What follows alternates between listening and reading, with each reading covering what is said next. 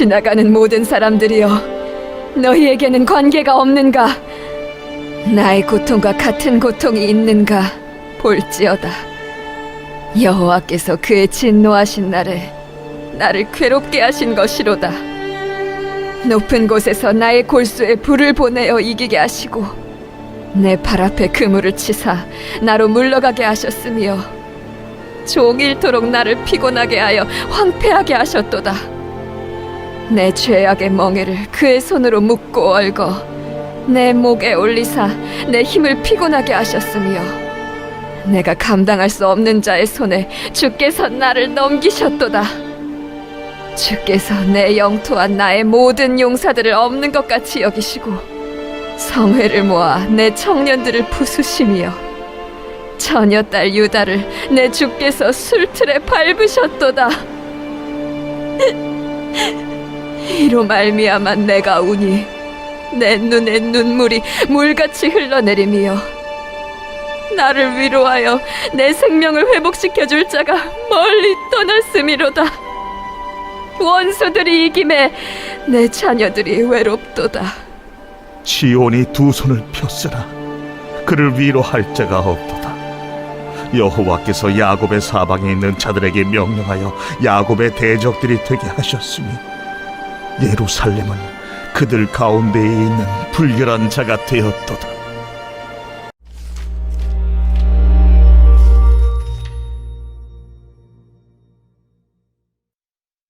예레미야 애가.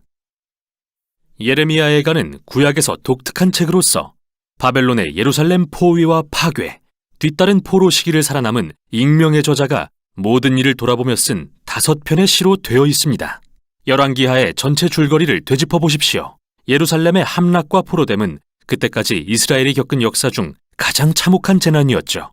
기억해 보세요. 하나님은 아브라함에게 그 땅을 약속하셨고 다윗이 승리하여 예루살렘을 이스라엘의 수도로 삼게 하셨으며 다윗의 가문에서 왕의 계보가 이어졌습니다. 예루살렘 성전에는 하나님의 임재가 있었고 바로 거기서 제사장들이 이스라엘의 제사를 드렸죠. 그러나 500년의 이러한 역사가 지난 후 주전 587년 여름 예루살렘은 바벨론에게 무너지는데 도시가 전멸되어 사라지고 맙니다. 예레미야 애가는 이러한 재난 이후 이스라엘 사람들이 겪은 고통과 혼란에 대해 쓴 추모시입니다. 애가 형식의 시는 성경에서 특이한 게 아닌데요. 시편에도 여러 편의 애가가 담겨 있죠. 성경에서 이러한 애가는 여러 가지 역할을 갖고 있습니다. 애가는 항변의 한 형태입니다. 하나님을 포함한 모든 이의 주의를 끌어 이 세상에서 일어나는 끔찍한 일들이 용인되어서는 안 된다고 항변하죠. 애가는 감정을 처리하는 방법입니다. 애가를 통해 하나님의 백성은 죄와 이기심이 야기한 파멸에 대해 분노와 실망을 쏟아놓기도 하죠. 그리고 애가는 혼란을 표출하는 공간입니다. 고통은 우리로 하여금 하나님의 성품과 약속에 대해 질문하도록 하는데 성경은 그 어느 것도 무시하지 않죠. 오히려 그 반대로 인간의 고통에 신성한 의미를 부여하죠. 하나님께 비탄을 전하는 인간의 표현이 이제는 그의 백성을 향한 하나님의 말씀의 일부가 됩니다. 이 5편의 시는 매우 의도적으로 구성되었는데 이게 이 책의 메시지이기도 합니다. 1장에서 4장은 아크로스틱, 즉 알파벳 시라고 불리는데 각 시구가 22개의 철자로 이루어진 히브리어 알파벳 순서대로 시작됩니다. 이렇듯 질서정연한 순차적 구조는 애가가 다루는 고통의 무질서와 혼란스러운 비탄과 극명한 대조를 이룹니다. 마치 이스라엘의 고통을 하나에서 10까지 다루면서 말로 표현할 수 없는 부분까지 표현하려고 시도하는 것 같죠. 1장과 2장은 알파벳 하나의 한 절로 구성되는 구조가 정말 비슷하지만 주제는 매우 다릅니다. 1장은 시온이라고 불리는 여인의 비탄과 수치에 집중하는데요. 시인은 예루살렘을 과부로 의노하면서 그녀를 시온의 딸이라고도 부릅니다. 그녀가 홀로 앉아 사랑하는 사람들을 잃고 비탄에 빠져 있지만 아무도 위로하러 오지 않죠. 아주 강력한 은유입니다. 그리고 여인은 입을 열어 주님께 자신의 괴로움에 주목해 주시라고 간청합니다. 이러한 모습을 통해 시인은 도시의 파괴가 이스라엘 사람들에게 트라우마 수준의 충격을 가져왔고 그것은 장례식이나 사랑하는 이의 죽음을 경험하는 것으로밖에 표현할 길이 없다고 보았죠.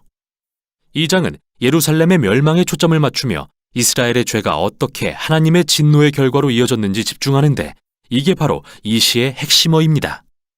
여기서 중요하게 기억할 것은 성경에 나오는 하나님의 진노는 충동적이거나 변덕스러운 게 아니라는 겁니다. 성경을 쓴 시인과 선지자들은 하나님의 공의에 대해 말하기 위해 이 단어를 사용합니다. 이스라엘은 하나님과 언약 관계를 맺었지만 수세기 동안 이방 신들을 숭배하고 불의를 저지르며 가난한 자들을 억압함으로써 언약을 어겼죠.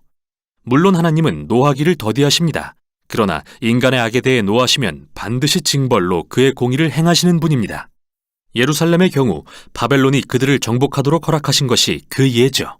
이렇게 이 시는 하나님의 진노가 정당하다는 것을 인정하고 있습니다. 그러나 이것이 시인으로 하여금 애통해하며 하나님께 다시 한번 긍휼을 구하는 것을 막지는 못합니다. 3장은 앞부분과 달리 알파벳 하나당 3절로 구성됩니다.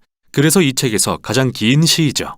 그리고 화자는 자신의 고통과 비탄을 말하는 외로운 남성으로서 그는 백성 전체를 대표합니다. 재미있는 것은 이 장이 구약의 다른 부분에서 인용한 언어들로 가득 차 있다는 점으로서 욥의 탄식부터 시작해서 시편의 주요 애가들, 그리고 심지어 이사야서의 고통받는 종의 노래도 인용합니다. 시인은 이 장에서 말한 것처럼 그의 고난을 하나님의 공의의 실현으로 보지만 역설적으로 이것이 시인에게 소망을 줍니다. 그리고 이 부분이 이 책에서 유일하게 소망의 언어가 쓰인 곳이죠. 주님의 언약의 신실함으로 인해 우리가 진멸되지 않고 그의 자비는 무궁하시며 아침마다 새로우니 그 신실하심이 큽니다. 그래서 나는 말합니다. 주는 나의 기업이시니 내가 그를 바라리라. 시인은 이렇게 추론하죠. 하나님이 인간의 악에 대해 한결같이 공의를 행하시는 분이라면 그분의 언약도 한결같이 지키시어 죄가 그들의 최종 심판이 되지 않게 하실 것이다. 그래서 이 시인에게 하나님의 심판은 곧 소망의 모판과 같습니다. 4장은 1, 2장의 구조로 다시 돌아가서 2년간의 예루살렘 포위에 대해 생생하고 충격적으로 묘사합니다. 그리고 과거의 예루살렘이 이제는 얼마나 끔찍한 포위 상태로 전락했는지 대조합니다. 거리에서 웃고 놀던 아이들은 이제 먹을 것을 찾아 구걸하고, 호화스러운 식사를 즐겼던 부자들은 이제 땅바닥에서 뭐든 찾는 대로 주워 먹고, 한때 화려함을 누리던 왕궁 지도자들은 이제 굶주리고 지저분해져서 알아볼 수도 없게 되었으며, 다윗 가문의 기름 부음 받은 왕은 사로잡혀 포로로 끌려갔습니다. 이 시의 힘은 바로 이런 충격적인 대조에서 나오며 이 시는 이스라엘이 자초한 고난의 깊이를 살피고 있습니다. 마지막 장은 기존의 구성 양식을 깨는 독특한 시인데요. 다른 시와 분량은 같지만 알파벳 순서가 아닙니다. 마치 더 이상 주체할 수 없는 시인의 비탄이 폭발하여 혼돈으로 돌아간 것만 같죠. 이 시는 하나님의 자비를 구하는 공동체의 기도로서 이스라엘은 하나님께 그들의 고통을 외면하거나 버리지 말아달라고 애원합니다. 또한 이 시는 예루살렘의 함락으로 충격에 빠진 각기 다른 종류의 사람들을 길게 열거하죠. 그들은 하나님께 이 백성을 잊지 마시라고 간구하며 다른 이들의 고통을 토로하며 대신 애통합니다. 고통 중에 침묵하는 것은 이 책의 미덕이 아닙니다. 하나님의 백성은 자신의 감정을 부정하라고 요구받지 않습니다. 오히려 감정을 드러내 하나님께 쏟아내며 항변하길 격려받죠. 책의 결말은 뭔가 역설적인데요. 시인은 하나님이 이 세상의 영원하신 왕이심을 인정하면서도 이스라엘의 상황이 마치 하나님이 안 계신 것처럼 느끼게 한다고 고백하죠. 책의 마지막 문구는 이러한 긴장을 전혀 풀지 않은 채 남겨둡니다. 주께서 우리를 아주 버리셨습니까? 이렇게 물으며 책은 끝나죠. 시인은 멋지고 깔끔한 결론을 제시하지 않습니다. 마치 우리가 겪는 상처와 고통의 경험처럼 말이죠. 성경의 이야기가 여기서 끝나진 않습니다. 대신 이 귀중한 책은 애통과 비탄의 기도가 깨어진 세상에 사는 하나님의 백성의 믿음의 여정에서 얼마나 중요한 부분인지를 보여줍니다. 이것이 바로 예레미야 애가가 전하는 내용입니다.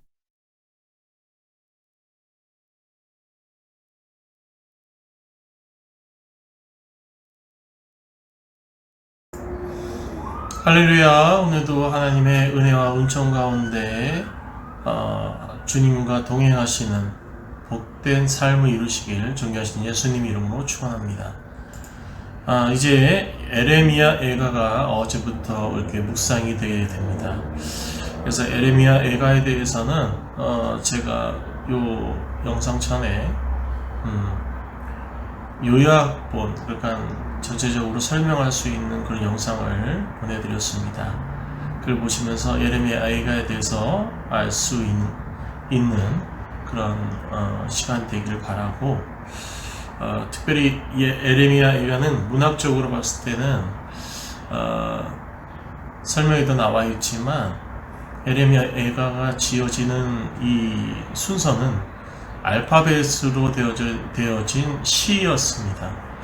우리로 따진다면은 뭐 A, B, C, D 하고 나서 A로 시작되는 단어로 시작해서 시를 쓰고 또 B로 시작되는 단어로 시작된 시를 쓰게 되는 거죠.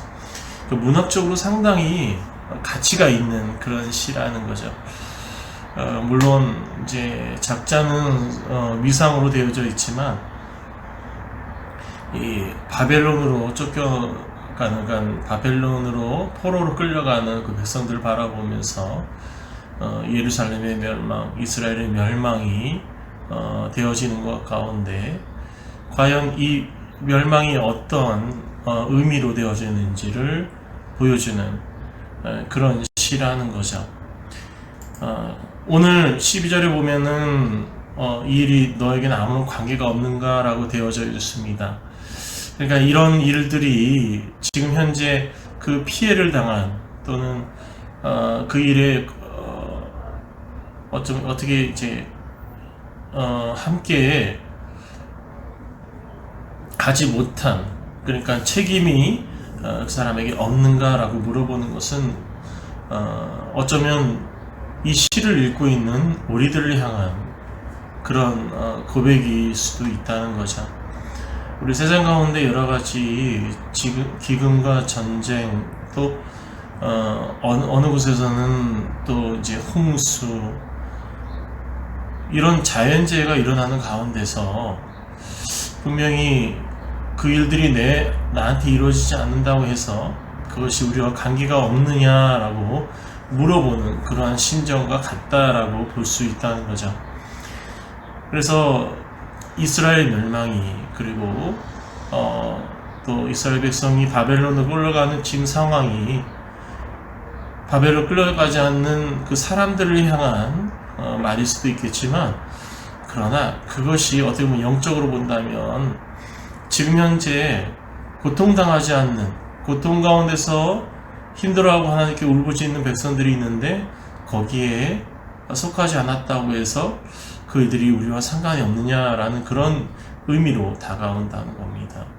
그래서 어떻게 보면은 그런 일들이 돌고 돌아 우리에게도, 우리 개인에게도 일어날 수 있다는 것을 볼 수 있습니다. 하나님께서는 사실 지금 이스라엘을 바벨론에게 당할 수 있도록 하나님께서 길을 열어주신 것 같습니다. 왜냐하면 이것은 바벨론을 도구로 해서 이스라엘 백성들을 심판하신 거기 때문입니다.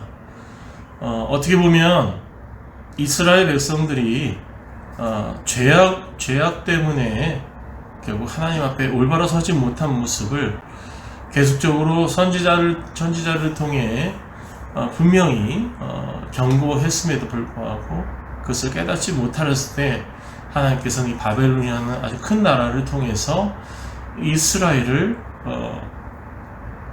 채찍질하시고 결국 하나님을 찾을 수밖에 없게 만드는 그런 지금 상황으로 만들어졌다라는 겁니다. 하나님은요, 항상 보면 우리를 사랑하시는데 그 사랑에는 언제나 보면 채찍과 당근을 함께 주신다는 것, 우리는 기억을 해야 됩니다. 특별히 지금 이스라엘 가운데는 사랑의 채찍을 사랑의 채찍을 내리고 계십니다. 물론 그 죄 때문에 내려진 채찍이긴 하지만 그 채찍의 그 이면에는 다시 회복이 원하는, 하나님께 돌아오기 원하는 하나님의 그 사랑이 있다는 거죠. 그래서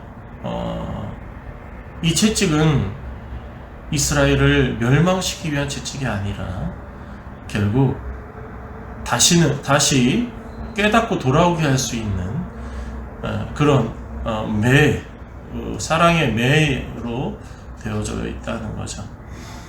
그래서 우리는 항상 하나님 앞에 나아갈 때 어쩌면 지금 평안하고 행복할 때가 오히려 더 위험할 때라는 것을 기억을 해야 됩니다. 왜냐하면 평안하고 행복하다는 것은 하나님이 필요 없기 때문이죠. 그러나 하나님께서 우리에게 고통을 주신다면, 또 하나님을 찾을 수 있는 매개체를 주신다면 그게 오히려 더 축복일 수 있다는 것을 기억하시고, 지금도 힘들고 고통당하는 주의 백성들이 계시다면 오히려 그로 인해서 하나님 찾을 수 있는 그 지금의 순간이 더 하나님 앞에 나설 수 있는 행복한 시간이라는 것을 깨달으시고, 더욱더 하나님께 매달릴 수 있는, 또 하나님께 의지할 수 있는 그런 시간을 통해 그 모든 것을 해결받으시는 주의 백성들이 되시기 존귀하신 예수님의 이름으로 축원합니다. 기도하겠습니다. 사랑과 은혜가 충만하신 하나님, 오늘 말씀을 바라보면서 하나님 앞에 죄가 너무나도 크기에 하나님께서는 바벨론이라는 큰 나라를 통해, 큰 힘을 통해, 하나님의 그 사랑의 채찍을 통해 이스라엘을 벌하심을 봅니다. 하나님도 가슴 아프셨겠지만 그렇지 않고서는 그들이 죄에서 헤어나지 못하기 때문에 하나님께서 그야말로 눈을 질끈 감으시고 채찍을 휘둘리신 것을 저희들 봅니다. 저희들 삶을 살아가면서 평안하고 행복하다 말하지만 평안하고 행복한 것이 결국 하나님 없이 살아가는 것인지 돌아보게 하여 주옵소서. 하나님 때문에, 하나님 말씀 때문에 평안하고 행복하다면 그보다 더 좋은 곳이 없겠지만, 그러나 우리 욕심 때문에, 또 우리의 탐욕 때문에 평안하고 행복하다면 그것은 결국 사탄이 주는 축복인 만큼 저희들 다시 한번 하나님을 바라보게 하시고, 오히려 힘든 가운데서, 어려운 가운데서 하나님께 매달릴 수 있다면 그보다 더 큰 축복이 없음을 기억하게 하여 주옵소서.